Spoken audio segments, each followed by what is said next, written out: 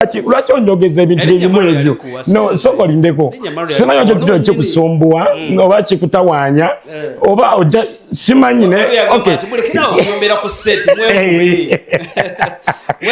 mbabuuzako ne bagamba musibye wamamba buuzako ne bagamba nti musibye mutyakaswe mwana tumusibye bulungi yonna gyosinzidde okubanga tumulekedde TV mu bitundu ebyenjawulo mu ggwanga Uganda of course togamba nti buli lunaku olw'omukaaga nga gwe una bakugambye nti ye show ebeera wano buli lwa mukaaga kubanga gwe kyolina omumanya buli lwa mukaaga TV okayokera enakubeja KBS TV nza lumonde asinga of Bugerere wageze no peza ka audio akanyiziza nene yagadde okukuba oluji ne dokukubira nakomye jo lwaji siddamu lwaji twakomya okwogera omukazi yangambye kutumire agenda Dubai wa mukazi wose bamizani agenda Dubai lero agenda Saudi lero runo ninda getano zawe otukayo mugambe mwagala nnyo bamizani kunyeza akasimbi so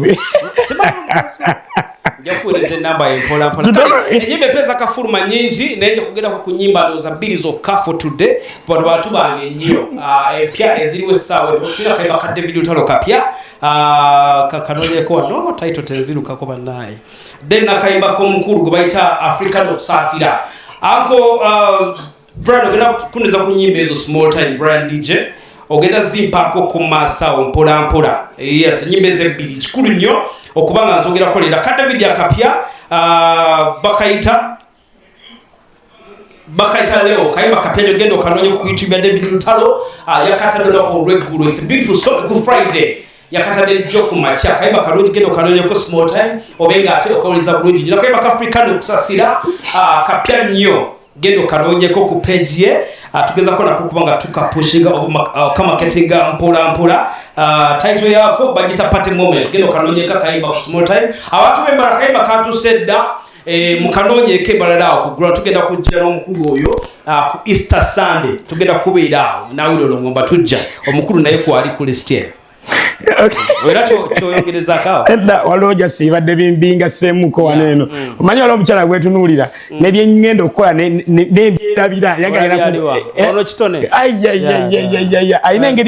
I don't know what is wrong naye soko vokitone mukunja tasera aine embozi ye tukena jogera ku katono ndowooza nko brand katono nnyo dakikange muyo kabiri then to Jene Josh embozi ya mukunja eno ojogera kochi I think simanyi lwaki nabirabye ne simanyi lwaki abayimbi right now and I to them okulaba ku fights ezibadde zirudde okulabibwako I don't know simanyi lwaki obachi mwe bakolera okubanga ba trending ndabe ndongo ntono but emikono mingi kiki yagambye nti aze kutereza industry bana batayimba yagala batereza omuntu omu yangambye nti ate nyini atereza akyayavula oyigirizo ti abatambula okutambula ngo yavula gani amumanyi ngujeko gondi njala kubira kumgunja tuli kumboze lwaki beteeka batanatuuka kibintu binuma tanatuuka simanyi lwaki akola kino ekintu oba akutumye okutereza industry simanyi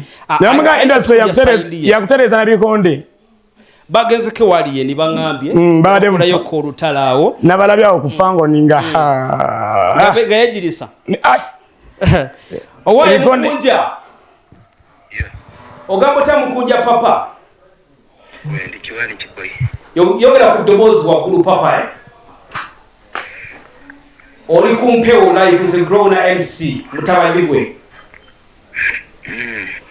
ganyo ko TV mwagala disciplinary committee wali uche mwagala tereza nenda tulina kugenda kutereza ate sebo tukubuuza kubotereza ani akutumye okutereza byotereza gwani akutumye okumboza byomboza nzindabe twende tambula naye buza mukunja kikyali kwa abantu buza mukunja kyotereza tutereze muka onyonyera ku nsi ewulire kicho oliko ddala kyotegeeza ku bintu byokolesawe ndonge yafa nga buli omwagira yafa nga nalina okugitereza basirise babirese bibenga wediri bana balino gitereza basirisa kamiliyoni line fujo yali asobola okulimalawo kingi saha yali akisobola kenza akisobola bonna baafirika babireka abanga bononye ngefujo weddewo so kati gwe yeetumye otereze ebyalimu aba kamiliyoni ndi stakeholder ndi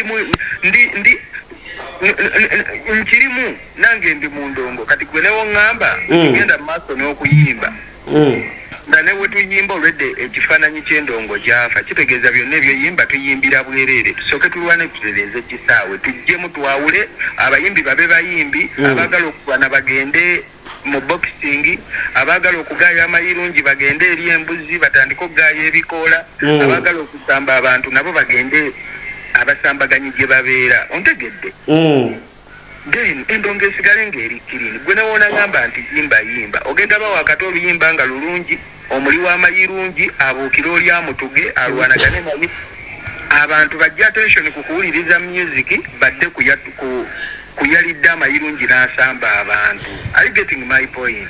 Tolaba nti kyokulogeza kate ku sabotaging industry kyogezako teeza ndaba nga gwatayonoona oba nze nkiraba obubi kati kyogamba America okukuba Irani America eri kuwonoona lwaki bo tebateeseza era bali mu kwonoona olw'eddola ebizimbe biggwa baabonoona waliwo time ng'okuteesa tekukyakola sense cause this not for only 1 month kino kibaddewo kizze kibeerawo emyaka egiwera ng'okiraba ekintu kifa mwenna mwogerako kyogere right now tolonga niidi okukyogerako kale mukunja emboozi eyo nene ngenda kufunako ndowooza ku wiiki eno ogenda kujja twogere ku mboozi eyo gitereze bulungi nnyo eri abantu ng'oli wano live ya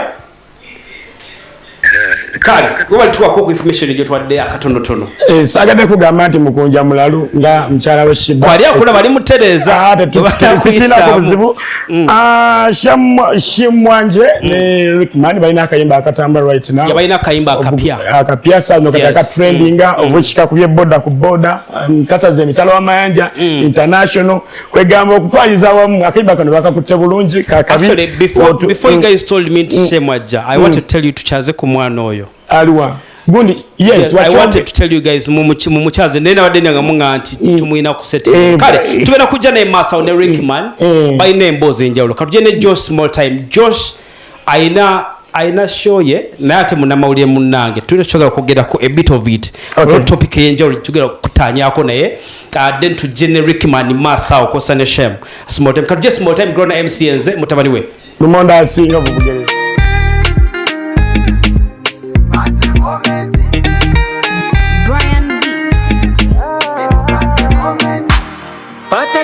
every day, every day. Tukaliza boto empute, empute. Kuyamuka shasha nizironda, nizironda. Kuva kumachanga nziwenja, nziwenja. Nowe chungo ngambia kumitinga,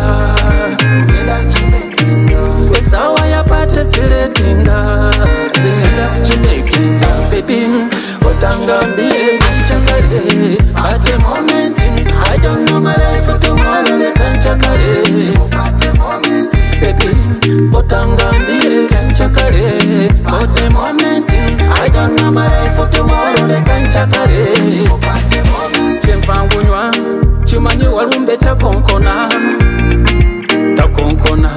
nchidamu walumbe takonkona Koka mukuru kusasira Africano kaimba kapya tuwakatadde olunaku olwaliro ku macha naye yesterday kabadde katuse ku TV ezenjawulo omukulu nze mulimu yadde anko wange nze mulimu mulayo bane ogezezaako mupushi omutwagazizza atumanyi mwezi gumu gumala mwezi gumu omuntu sibyeko naye tujja gumala tulina kizibu tetulina buzibu yagamba ati bwana bajja kunjerega nti musajja omukulu nze mu ndongo omwezi ogwo gumala gwe ndamuka gisirika ojja kutuuka mpo mwezi gumu gumu we mutyo mpika bannamwe omanyi munayo wagula olaba awuliro ngomba nze muliko uyako nze muliko kale tulina Josh wano mpola mpola tugenda kutanyamuko ku mbozi buza ku bantu Josh ddala bana be mukonawe wakao wetuva babuze kwa simu mchabe mkono ya show mujimani mkono muje stock mpya yeah man tudeko mu mabala Joshua wetuva amabala ago twalife na mabala ago abana banje abamawulire tubadde mu mabala n'abasinga tugeze ne tuvaayo olwesonga ebbala ojja mu bbala ne bakuwa yakenge katipu naye nga teguggwa bulungi n'ebbala zisigaddemu kiki ekinene kiri mu bbala ekyamaanyi kyokyanoonya mu mabaala ebbaala nga zo anti kati kisinzira ofuna boss ng'akuwa sente enturu Go bakutegera bulungi kyoyagala kutegeera nga kyoyagala kikuwa ng'osigalamu mu bbaala. From there n'ogenda mpolampola bwotyo. But if you get a bright boss who gives you good money, nothing. Ogwasukako ku kyaffe ntoja ntwemusinga mbaala ez'enjawulo olina ne kiri kyokola ekyokuba nti olina abaana abooleta mu mabaala abawala basically abajja n'abagaga ab'enjawulo. How do you link up with these people okubaita mu mabaala azaago kuba kati twakoma kuba MC ne tukulekere ekyabawala gwakikwasaganya abaana abo bajjawa okubaita mu mabaala kati ngewa Big Sam awo obajjawo abaana bakwano bange, they're my friends. So at sometimes to musanga want to like in a bar or in any party, you exchange contacts, you know, you be friends. Yeah, ola katwetwang ebivulu parties to meet different people, you know.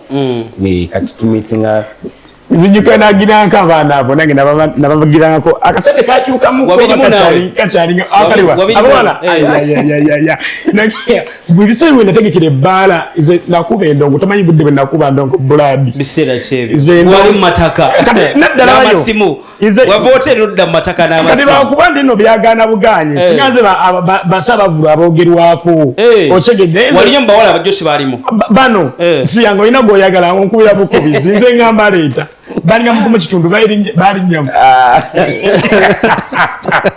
obatiko batamboza bambagira mu taxi go batamuliza mute nakoze kisinzi wala bagira mu Costas wala bagira mu taxi wala bagira mu Uber wala bereta, you know. Chemanyi, it depends. Namba chejja kati basobola kubanga bajja bawala bana ate bafune Uber mayina kulinya taxi oba boda nebe pakiromo boda abana besage wa Big Sam era gwa bamuwa ku hive hive launch ndido okujja botugenda okubeera ku luno tugere ku show nga tumuzika masa tugere ku show basically lwacho okoze sheno ate lwaki ku hive grown tubadde mweno industry kumala ebbanga tuyirividdawo entinda fena nga batuluma akasente okitegera so netwalina Jonathan Jackster BBS twalina yawo ate yakivaamu ye mu kusooka yakivaamu nakitulekera nange nekivaamu nakomaawo Jackster ina show gye twaliko naye yatubalira show yakwata ne Jackster we yabulira yayina ensawo ya sente kayunga eyo kategeza kivu kya RDM bagita sauti eyo kayunga Jackster yali mu kimu sente 217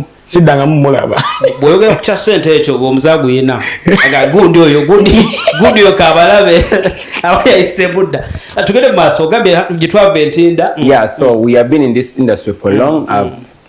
I've been in it like for roughly 8 years. 8 years, yeah. So I decided to make it like an experience of me. My 8 years experience, but nasazo nechituma mukono muje ko waliwe waka yeri waka mukono muje Stockholm era ebyana bigenda kuba bipya wali kati bana bawo botambuza bagenda kusasula okuyingira bwerero bagenda no, they're going to pay. They'll pay this time. Yeah, they'll pay. Okay. Yeah. An early bird ticket is at 10K. Kumulyango baja sasule mitwale 2. Oh, 2 kumulyango. Yeah, table egenda kuba ya 2.5. Yeah, edirako ebyokunywa.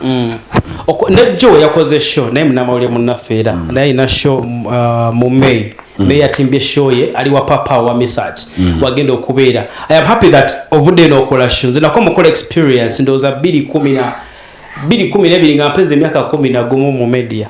Nino miaka 10 mu media 2011. 2011. Yes. Ngawaza miaka 10 mu media. 10 mu media. 2011. Don't be bandeka. 2011 mu P5 so. Kapima wamagenda maso tompi mandeka. Genda maso wamma. Yeah. So ngatumaliza. So mbadde mbayita bonabe mukono. Tuli ku hive launch. Yes, wa Big Sam yali manager wa Fikifa Mike ku bala iwe tuli ku hive launch nga 2 April rujja kwa lwapuna Holy Thursday nga tomorrow is a Good Friday. So it will be even like a public holiday. So you should come and chill out to be there. Bale tujja abantu be mukono mbakunga nange ngenda kubeera wao tujja kujja twagire Joshi mukozi munnafe mu field yao tujja kujja so mukono mwe namba kunga mujje tuwagire Joshua ku hive wa dress code white dress code white yeah banda muje mbunje bakuna tickets to buy tawe kula tickets sawa ali bad tickets yeah wezili bali bagula yeah okay kali tujja kujja tukola activation yao mu maasawo tu supporting Josh nga mukozi munaffe mu maasawo kali soko sibuli tugende yeah mbasibula thank you for hosting me today at KBS TV yeah so benefit kale katumute neka tuje na kayimba ka Rickman actually so mpaka kayimba ka Rickman do one of the songs then tuje nabo atugere ku project yabwe empya neshem collab yabwe baza batujikola ani yanonyani twogere ku echo era babatya omuchala mulunzi Rickman ate ali single so we'll see Rickman ne bozo bidi ne setting bidwane no ajja kubimbulira bijo munonya ngambuze kale katu just more time grown MCs Lumonda asinga tuli naye jonga yako nakajjajja ngankoma katu just more time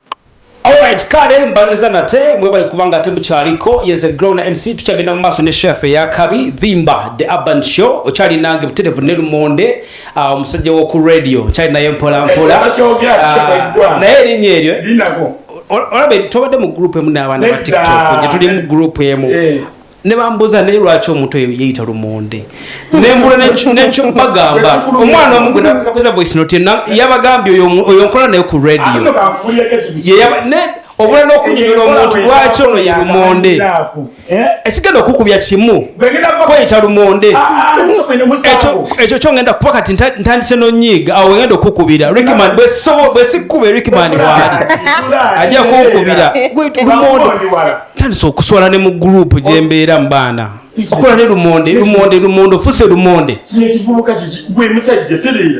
wamambaniza ku show tulina Rickman Ricky mbaniza ku show so kubuze ku bantu Rickman. Hey yo, it's your boy Rickman, man. Rick Lovely, just a Makohama and Gava Sama, your favorite rapper. You see me when I choose to appear, and I'm here at KBS. You know? Oh my God. Okawulidde? Shim, bosoko buze ku bantu Shim. Abasira abalungi ba KBS TV amanya gange Shim wanje. Fine African. Ndibega sibi wanvu ngere. Fine African diva. Bana mugende mukolevi. Nesi nyonga kare mani kaze kalago kalamba kemcheni. Chibaita batya pozi. Elacha glide ne basi. Identity. Kalono olicha badabuza lwaki nze Lumonde ngora omusajja ono waina amanyanga mutwalo kaina ataka lesiga malayo naye Rickman buli omuga amanyi nti ye Rickman Rickman nze Lumonde asinga ne ogenda ku radio bategera nze Lumonde ako kitegere kibizibu kibizeemu ne kibyoga gwe toswala Rickman yo jiri jitya mpola obulamu bulungi weyagala nasembayo naina story yo nekunonyako nombula before nga tinabagira gudi mukyawuliziganyako ne exu X ngani na banji ogamba esira yeah tuwuliziganya but occasionally sibulika nakusuluka sira alina okubeerawo ensonga I think is inakadde kinatuuka nange nekusasira ng'omuntu ngoli mulavu n'omuntu naye nga kitaleeta kwagala kadde mwako ng'ali mulavu nani yali mulavu n'omuntu naye nga taata w'oyo omwana nga tayagalirako ddala Rickman akitaleetuuka akaseera namuyitako n'ekkoni ekkoni yalina muwala wange ekintu ekyo akadde ako biseera kyakuyisa kapya akadde ako kakuyisa katya by then akadde twali kyekampisaamu naye ng'era nze nsobola kitegeera ng'omusajja nti omusajja yenna waazaala omwana omuwala abeera protective gyali eri muwala we so kuba byonna ndowooza byabalaba nti byayitamu aba yabiyitamu dda muli lwaki olowooza lwaki Gashumba takwagaliza muwala we sikiwa nti yayita njagaliza muwala we kuba sirina lunaku nali musanzeeko n'akola ki n'agaana kumbuuza oba n'angoba tutwesangako occasionally banga si minuzi si mingi naye nga twesanga ntubuuza hello how are you ndikomaawo so mbozi tebampangu naye olowooza kino oba akazita akaali kateekeddwako nsheyida kekabaviirako emugamawe tupatingawe ng'olaba nga gundi teyina gyeraganye mu maaso no mukwano gwonna gubeeramu ebintu byagwo relationships za njawulo ebiseera bisinga muntu omugobera naye eba path nti ate ogenda kuyita awo osanga omuntu gwonna abeera naye lubeerera oba n'omulala so obulamu si bwakkaka okibanga kiganye musobola okiyita ne muvinga on ne musigala ate nga muli ba mikwano inateekawo nnyo mbeera ate so wakiseera ddala n'okivaamu kale tojja kugira ku Rickman yekka kuba bali babiri they have a project gye tulina okubeera nga oteekako essira essaawa eno Shema alina music gw'abadde akola abadde atambula wano twali tumuzannya for a couple of time then ne Rickman alina music we twogere ku project eno empya gye muyina ababiri it's a beautiful song I should say mujja mutya okola project eno bwenjagala tutandikire awo tutandike wa Rickman ku project eno oba ntandike ne Shema akayimba kana akapya tujja tukola kana kayimba okusinkana mu ababiri Rickman akuba biwadde Rickman yansindikira message ku Instagram. Nangamba munango oyimba bulungi. Era nina akayimba kange nandyagadde tukole ffenna if you don't mind. Kunze kale nemuterako enamba yange ya WhatsApp akakole ki akasuuleko bwe tutumune like we got in touch netukenda akayimba kali ka Rickman. Yes. So yakunoonya. Yeah. Yakunoonya kumanya oba yakunoonya bundi yakulabula binaga kamuweereza message ku TikTok. Namulaba ku TikTok nalaba video ku TikTok. Ko gamba ati yanoonya. So ku TikTok napeza kitege temwali bamekwano. You aren't friends. Yeah. So meaning wamugwako bugwe ku TikTok. Namugwako nengamba bulijjo mbadde nnoonya nali nasooka nenkaweza ka abantu ab'enjawulo era naye nga kaliba gye balimu ye ina okubanga ekasobola naye we nalaba ate shimu nengamba waliwo ekintu ekyenjawulo ekiri wano ndoza n'oluyimba era ndoza lwakola ki okuvaako kubeera lwanjawulo kuba telwali taito yalo teyali wanjawulo kusooka taito yali nkufiirako. Okay, Kanebo wayina kayimbako what did you see mu shim n'ogamba nti ono yayina okukola nange akayimba kano kiki ekyenjawulo kyeyina ye bw'omulaba? Ndowooza zaali vocals nalaba I think it was a cover nga ndabira ddala yeno vocal yena okubeera compatible kana akayimba era sikiwa nti omuntu omulala yena n'abakayimba kandi budde nga bwe kavaayo kati.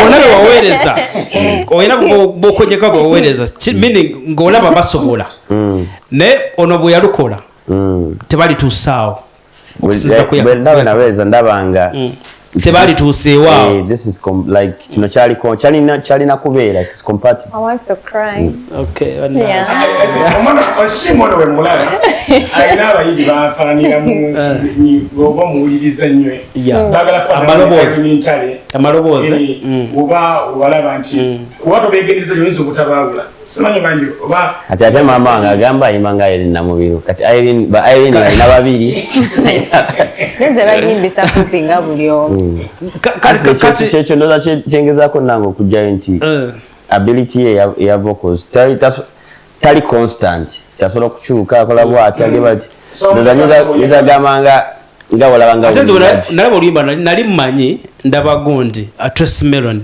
like the looks and everything. I was like Tracy Melon ne Rickman the name is different. Okay, Shem bwe yakuwa oluyimba luneeno Rickman ajewo how did you receive him? Kati Rickman yansanga mu kaseera nga ndi mu depression yange era byali bya music kwa nali nakavaamu management gye nalimu eyazafa. So kati tebyaggwa bulungi I was disappointed nengamba I think music kamuwe obudde mmote kirabika kikoze ki kiganye ne deactivating accounts zange zonna nebijjayo bagezaako ate emboozi mpya wali mu depression. Yes. Depression ya about love. Kana kayimba ketukubye ketuyingiriddemu before that song wali mu depression bakaze after ako kajja after the depression ngoma zova mu depression. Yes. Kati ne take out a statement, you know, people reached out, please don't do this which nengaze I feel like when I took a extent nga ntuka mu studio ne mpulira obusungu nga mpulira sina nsonga lwaki nkola nga nabyokola tebabisiima nabe bakola tebabyagala kampulira I'm not enough okitegeera. So kati nga netegeera nti ekimpa depression eno trigger yakyo gwe muziki nga kasoke nguumuze. Kati depression eno evaawa kuba tujogeddeko wana emirundi mingi n'abayimbi ab'enjawulo abanene. Depression eno evaawo kuba nti wagifuna wagiina n'ova ne mu music management yazzafa. How did you treat you okutuusa mu mbeera tewali nti bad treatment nti oba bankola ki oba bampisa bubi waki but byagaana nga bwomanyi tubigaana ate nyiniyo ate nasooka oba yali yavaamu ne mu ggwanga kati nga yatulekera tebatutegeera so ne bintama ne ngamba why kambive naye nga muli ngamba buli management yegaana etegeera depression obadozigezaako gazigaana kati nempulira nga emotions zezirinya ne ngamba kyaka not meant to do music. So you had given up on music ng'omutadde ebyaddala nga ye mutadde kati ate awo Rickman wantupeerereza message kati bajja mperezera ne ngamba muzeeyi kwa tata wange tukola naye is part of my team nangamba give him a chance kwa namugamba napadde akaiba naye sisobola ati genda kakola namugamba sigenda kakola nangamba you should do it namugamba naye nokukola kyandibadde awo naye yakampadde nempuyanga kake nnyo nze mpuya sirinawo empita like the touch of the music. So yeah. Sister you. La vocalist ngapuya nzikola ki siita. So choga katinga wabiyimba n'obijjayo nga bwe biri. Ati olozija. Kati munaire mugamba nangamba ne mugambe. Right awo naye ajja akole ki. Aisemu.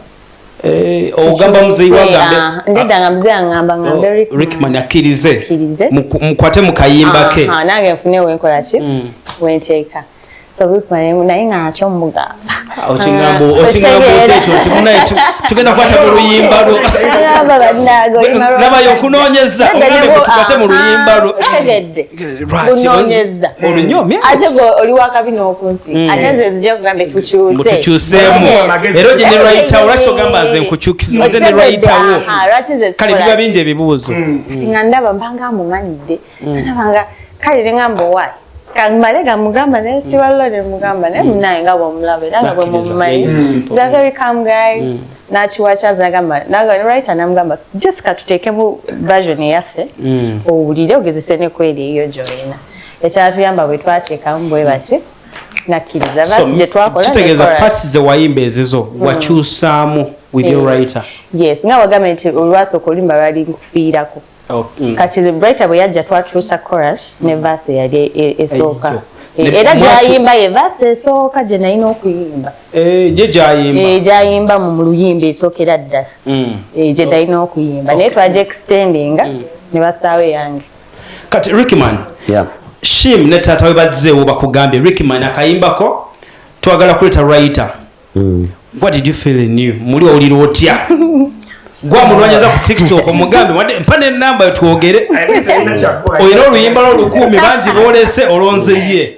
akugambye taata ngambe tujja n'owaffe tukyuseemuko how did you feel that sika nengamba nengamba anyways wanayimba okunsinga bw'abanga alina kyalabye bakitegeeza kirina okukola ki okukyusibwa nemugamba we can just gukola kyoyagala kyolaba nti ekijjaawo kubanza kye nali nensinga okwetaaga ddoboozi ye ku luyimba lwaki ogamba nti ayimba okunsinga let me say professional nti already waggulu gy'oli eri lwaki wakizoga ayimba okunsinga kamuleka akole era ayimba okunsinga banze katweddaano talika kuyimba naye wali amaloboozi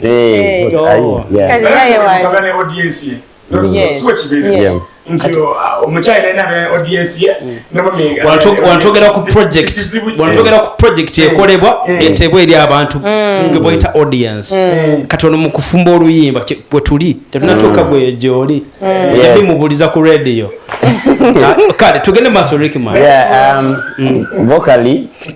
vocability zange tizenkana na za Shim nina bye sitasobola kuyimba alina kizato n'oluyimba okufanga lufaanana weruti kubanza nayimba yimba byonna nga luli oke naye nga lulina kyerubulamu ate nga yakola ki ekaika yasobola okiteekamu walewandikira oluyimba olwo part esinga waliwo writer muta DNK a very young writer weyawo kulwasa side eyo salama ye tewamulowoozaako nti kale bano bazze n'owaabe tukyuse ye right yalwandika muli agamba Rickman akola oluyimba lwange nze yaluwandiika mwalukyusa ye tewamulowoozaako in the first place ati kati ye ate byawandiika byali perfect for me waliwo writer awandiikira ggwe nga ye awandiikira ggwe kinga Dr.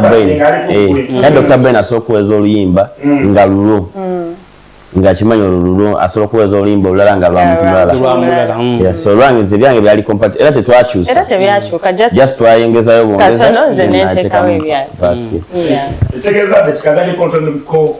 okusooka tutayineko ku budde naye ndowooza brand okukayimba ka Rickman kano ne Shim talk about the beat kukuluyimba luno katono nnyo then to be premiering officially tujje tukomewo then the beat yakolebwa EFM initially Femi wane wagundi emachinde wane eno kusigonda kusalama DNK alwandika ya recording ya Femi then umanyi buli nyimbo DNK kati buli mwimba abera kwenye producer yo gwabira comfortable na yeye katizo wange BIT oba artist so nagenda wa BIT naye nachusamu nayongera mu kicha yongera so engoma ya Femi then mugenzi walala initial ya Femi BIT nayongeramu bibi ina elements ya kolesamu so netukola project ye njikira go wakaleta kawanjawulo njikira like Rachel yaina melody nakagambo kanyaga nenga katini like sagala bigambo nga bingi njagala kagambo nga kali kachi ngate nga kali kabo nga kadda kati naimba melody namugamba wanjawulo wanjawulo mukajira mwako wanjawulo a big up on you Femi ali awo bado that guy is my guy is in Tazi naye aliko project yawandika verse yange so project ya man kulika abantu ngamusanga kulika abantu banji let's have this song I told you get up YouTube esaweno mumpeza message impiti over 1000 duka ku YouTube channel ya calculation genda ku YouTube ya Shimwanje ononyaka yimba kano kapya it's a beautiful song o subscribing o ka streaming tuchimbi banga lyonna ka trendinga ate ka chatambula small time brand katuwe then tukomeone embozi dawo maso mpola katuwa kayimba kano mpola kawulirize bulungi kawama tu katuje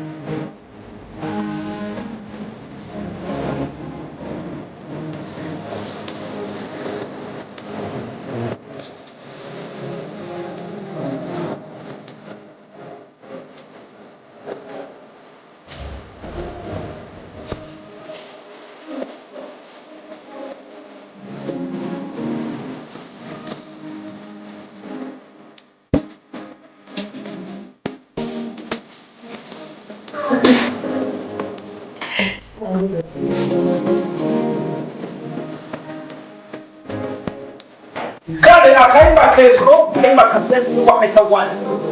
Mandiki Domchala Shimwanje. It's a beautiful song. Abanzala bango.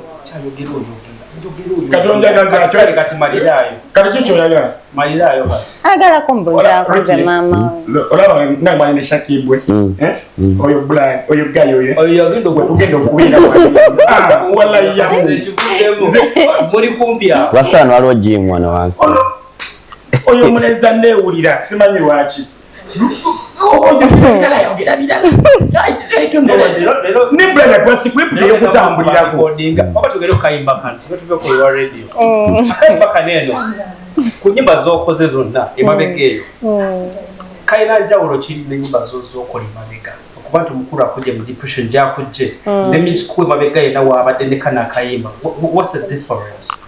Actually Rickman just yabawadde kyembadde temuwulirangako kuva gyendi naye nga kyensinga obbeera nakyo era neewuunya bwe yampusindikira oluyimba nga lutambula bwe lutyo ennyimba ze nnina endala ze sinnabawo kyekyo kyennyini kyendi kyekyo kyennyini era muzirinde zena bayisaamu omuliro gwafunye lutyo wakabi omale muntu okunoonya like let me say like this Rickman yajja n'akunoonya mukoze oluyimba luneeno omuntu nganze mulimba ndowooza wena mubeera wa kisa nti jakujja mu depression nakuza music obadde waviiramu ddala ye omulowoozaako otya ng'omu yes oba mugenda kuma ku project eno buli kimu okiwonza ate ngenda mumuwaaki ekirala kyembuuza kyetwakoze kigenda tuwa ssente mu maaso eyo ajja kulya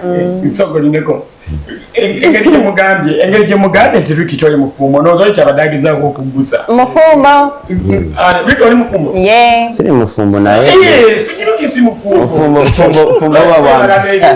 nendalebayo obufumbo mwe bumanyi kugenda mu kyaki nebasaake naye abantu bwe babeera bonna buli kimu bakikola babiri neri mu bufumbo byebimu kale kyogamba oyagala gamba ati no Ricky takujyanga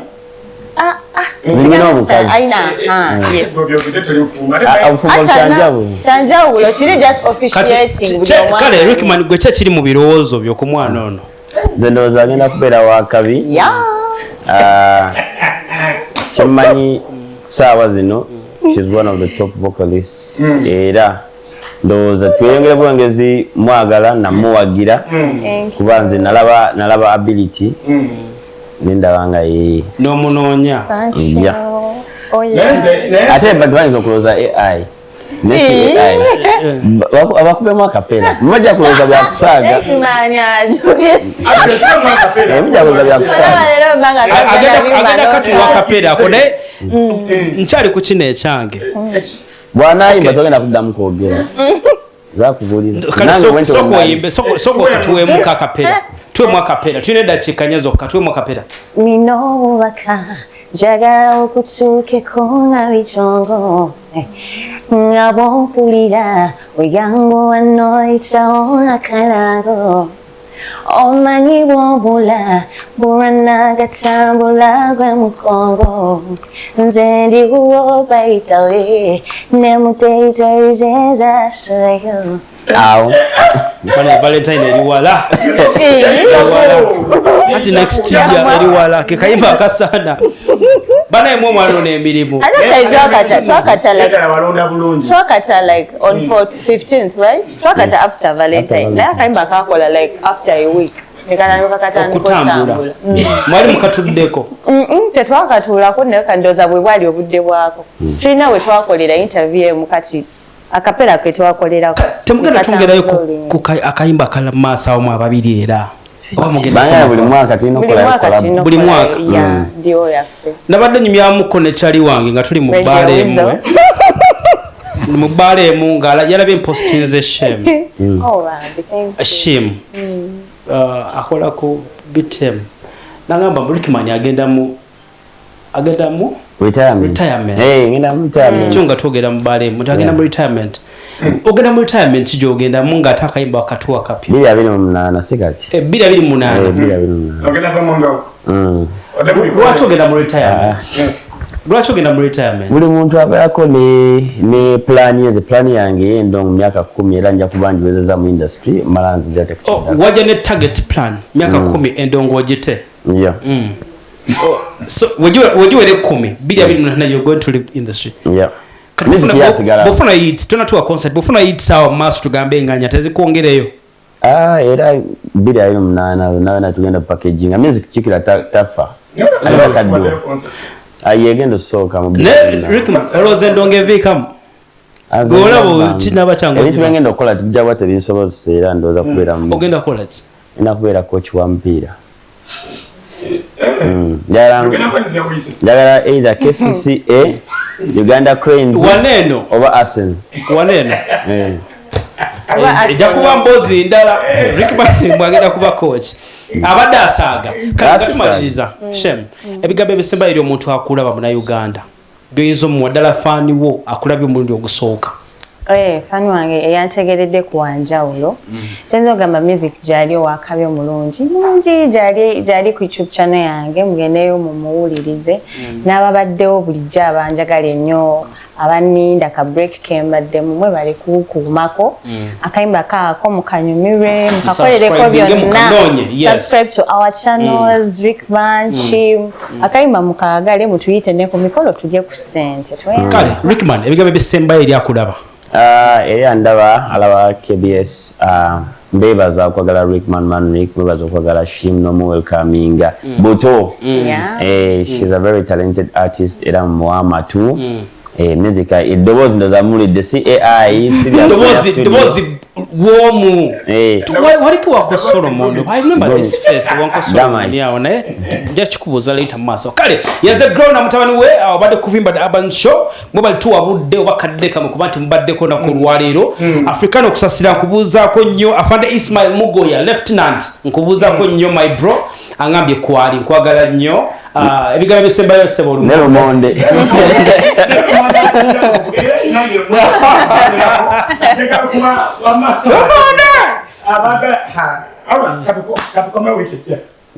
Nero monde chikutabuse ko monde bye bye bwana matwezule next time